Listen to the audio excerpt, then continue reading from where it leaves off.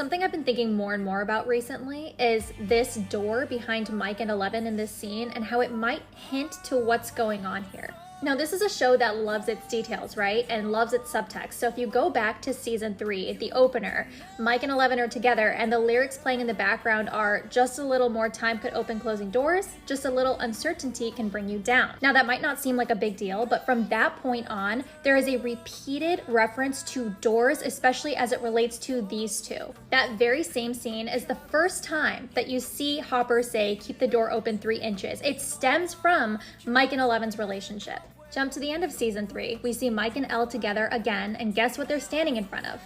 A closet, specifically with the door open. And then the very opening scene of the next season is Mike reading a letter from Eleven in front of an open door. One time might be a coincidence, 3 feels like a pattern. And if you notice, every time the door is open, there seems to be some issue with their relationship. In season 3, it was Hopper coming between them. Here it was the first time that Mike couldn't say he loves Eleven. And then this was right before the California trip where they had their big fight. Taking that all into consideration, let's come back to this scene. There's an open door in front of Mike and Eleven again.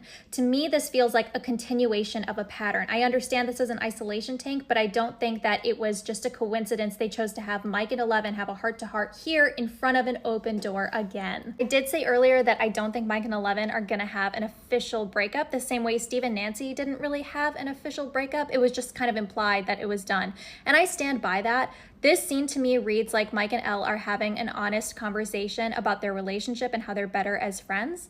And the door subtext is what leads me to believe that.